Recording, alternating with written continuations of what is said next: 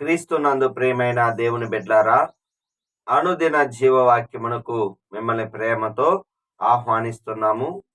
ఈ దినము మార్చి 6వ తేదీ. లేఖన భాగము మార్కు సువార్త 11వ అధ్యాయము 1 నుంచి 19 వచనాలలో దేవుని యొక్క వాగ్దానము. 17వ వచనము, నా మందిరము సమస్తమైన అన్ని జనులకు ప్రార్థనా మందిరము అనబడును. అవునండి, దేవుని యొక్క మందిరము అందరికీ ప్రార్థన చేసుకోవటానికి. అయితే ఆ దినాలలో ఈ యొక్క యూదులు యొక్క మందిరములో అతి పరిశుద్ధ స్థలంలోనికేమో ప్రధాన యాజకుడు సంవత్సరములకు ఒక్కసారి వెళ్తాడు. అతి పరిశుద్ధ స్థలానికి మధ్యలో తెర ఉంటుంది. ఈ యొక్క పరిశుద్ధ స్థలములో మరి యాజకులు, లేవీలు మరి దహన బలులు అర్పిస్తూ ఉంటారు. మరి యాజకుడు కూడా బలులు ప్రజల నిమిత్తము చేస్తూ ఉంటాడు. ఇక 3వ స్థలము ఆవరణము. అంటే ఆవరణములోనికి అనేక మంది వచ్చి వెళ్తూ ఉంటారు. ఈ ఆవరణములోనే అన్ని జనులు. అయితే వాళ్ళు పరిశుద్ధ స్థలం రావటానికి అర్హత లేదు. కానీ యేసు ప్రభువారు స్పష్టంగా చెప్తున్నాడు, నా మందిరము సమస్తమైన అన్ని జనులకు ప్రార్థనా మందిరం. అవును, ఒకవేళ ఈ యొక్క అన్ని జనులు ఎవరైనా యూదులు కానివారు మరి లోపలికి గాని ప్రవేశిస్తే, ఆలయములోనికి లోపలికి వస్తే మరి కొట్టి చంపేస్తారు రాళ్లతో. అంటే అంత నిష్టతో వాళ్ళు ఉంటారు. యేసు ప్రభు కూడా ఆ మాట తెలియజేస్తున్నాడు. మీరు దీనిని దొంగల గుహగా చేస్తున్నారు. అంటే వ్యాపారం చేస్తూ పాడు చేస్తున్నారు. అలా చేయకూడదు. 1 కొరింథీయులు రాసిన పత్రిక 3వ అధ్యాయము 16, 17 వచనాలలో ఈ దేహము మరి దేవుని వల్ల మనకు అనుగ్రహింపబడింది. ఈ దేహములో పరిశుద్ధాత్మ దేవుడు నివసిస్తాడు. ఎవరైనా ఈ దేహాన్ని పాడు చేస్తే వాడిని పాడు చేస్తానని.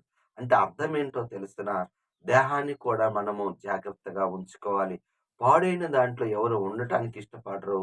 కానీ పాడైపోయిన ఈ దేహాన్ని దేవుడు బాగు చేయటానికే రమ్మంటున్నాడు. దేవుడు బాగు చేయటానికే రమ్మంటున్నాడు.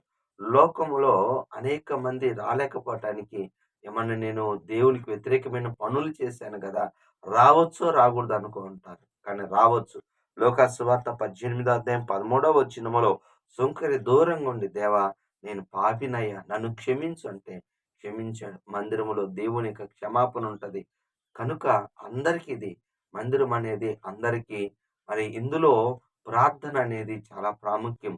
అన్ని జనులందరికీ కూడా ఏదైతే మరి లోకంలో ఏం తిందామా, ఏం త్రాగుదాం, ఏం ధరించుకుందామని అన్ని జనులు ఆలోచిస్తున్నట్టుగా మత్తయి సువార్త 6వ అధ్యాయం 31, 32 వచనాలలో అయితే వారిని కూడా ఏమంటాడో తెలిసిన, మరి అటువంటి అన్ని జనులు అంటే ఈ లోకంలో చాలా మంది అనుకుంటారు యేసయ్యని నమ్మని వాళ్ళే అన్ని జనులు అనుకుంటారు. బైబిల్ స్పష్టంగా మత్తయి సువార్తలో 6వ అధ్యాయంలో స్పష్టంగా తెలియజేస్తుంది. ఎవరైతే ఏమి తిందామా, ఏమి త్రాగుదామని వాటి మీదే, ఏమి ధరించుకుందామని వాటి మీద మనసు పెడితే, అది కూడా బాగా గమనించండి, అన్ని జనులే. అలాంటి వారికి కూడా దేవుడు అవకాశం ఉంది. తర్వాత దేవుడిని నమ్ముకుంటే దేవుడి కొరకు జీవిస్తాం. ఒప్పుకోవలసిన పాపాన్ని మనం చూసినట్లయితే 18వ వచనము, మరి సాతాను మనల్ని సంహరించుటకు సమయం కొరకేదు. యేసు ప్రభువారు ఈ విధంగా అందరికీ మరి అవకాశం ఉందని చెప్పినప్పుడు యేసు ప్రభువుని మరి సంహరించటానికి వాళ్ళు ఎదురు చూస్తున్నారు. అవునండి, మన విరోధైన అపవాది 1 పేతురు 5:8లో బాగా గమనించండి, ఎవరిని మృంగుదునా అని ఎదురు చూస్తూ ఉంటాడు. అంటే వెతుకుచూ తిరుగుతాడు. ఎవరు బలహీనైపోతారు, ఎవరు దూరంగా ఉంటారు, ఎవరు ప్రార్థన చేసుకోరు, ఎవరు వాక్యం వినరు, చదవరు, అలాంటి వాళ్ళని మింగటానికి మరి దుష్టుడు కాసుకున్నాడు. జాగ్రత్త. ఎందుకంటే మన ఇంట్లోనే మరి లైట్ దగ్గర ఉన్న బల్లి ఎక్కడో ఉన్న వాటిని మింగదు కానీ తన దగ్గర వాలిన ఎదురుగా ఉన్న వాటిని ఖచ్చితంగా మింగుతుందండి. కాబట్టి సాతాను క్రియలు చేయకుండా మనం జాగ్రత్త పడదాం. అపవాది ఎంతటి వాడో తెలిసిన, మత్తయి సువార్త 26వ అధ్యాయం 15, 16 వచనాల్లో యూదా కూడా యేసు ప్రభువుని అప్పచెప్పటానికి ఎదురు చూస్తాడు. తగిన సమయం కొరకు ఎదురు చూస్తాడు. యేసు ప్రభువారు మనకు కూడా సెలవిస్తుంది తెలిసిన, మరి 1 పేతురు 5:6లో, ఇదిగో తగిన సమయంలో నేను నిన్ను హెచ్చిస్తాను, మరి తొందరపడద్దు. దేవుడు మనకి సమస్తమును చేయగలడు. చివరిగా మరి ఆజ్ఞ 3వ వచనం, మరి అది ప్రభువునకు కావాల్సి ఉన్నదని చెప్పుడని తక్షణమే అతడు దాన్ని ఇక్కడికి తోలివేనని పంపునని చెప్పిన. అవును, యేసు ప్రభువు తన శిష్యుల్ని ఇద్దరిని పంపుతూ కట్టబడిన గాడిదను తీసుకొని రండి. ఒకవేళ ఎవరైనా అడిగితే ఇది ప్రభువుకి కావాలి, నువ్వు నేను కావాలని ఆజ్ఞాపించండి. మొదటిగా నీ జీవితం, నీ దేహం ప్రభువుకే, గమనించండి, మరొకరికి కాదండి, మరొకరికి కాదు.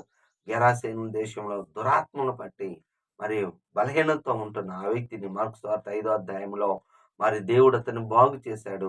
అతడు స్వస్థచిత్తుడైన తర్వాత దెకపొలిలో అంటే 10 గ్రామాలకి యేసు ప్రభు ఏమి చేశాడో అని గురించి తెలియజేశాడు. అవునండి, ఈ దినము కూడా దేవుడు నీకు సహాయం చేస్తాడు.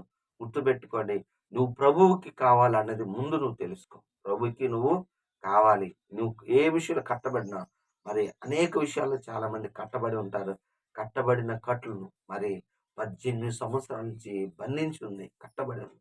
ఆ స్త్రీని దేవుడు బాగు చేసినట్టుగా మనల్ని కూడా బాగు చేసి దేవుడు సహాయము చేస్తాడు. మనం ఎవరి కోసమని అంటే దేవుడి కోసమని తెలుసుకున్నట్లయితే దేవుడు ఎంతగానో సంతోషిస్తాడు. దేవుడి ఈ మాటలు దీవించును గాక. ఆమె ప్రార్థన చేసుకుందాం. ప్రేమ కలిగిన తండ్రి యేసయ్యా, నీ కొందనాలు, స్తోత్రాలు నాయనా. ఈ ఉదయ కాలములు ఎంత గొప్ప వాగ్దానము ప్రభా. అయా సమస్త జనులకు, అన్ని జనులకు ప్రార్థనా మందిరం అన్నాం. అలాగే నేనైనా దుష్టుడి చేతిలో పడకుండా మమ్మల్ని తప్పించండి.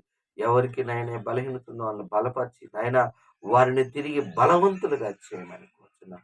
సహాయం చేయండి. నీ కృప చూపించి బలపరచమని దీవించి ఆశీర్వదించండి. ఈ దినమంతా మీరే మాకు తోడుగొండమని యేసు నామములో ప్రార్థిస్తున్నాను తండ్రి. ఆమె తండ్రి యొక్క ప్రేమ, కుమారుని యొక్క కృప, పరిశుద్ధాత్మిక దీవెన సదాకాలం మనందరికీ తోడుగా ఉండును గాక. ఆమె. హల్లెలూయా.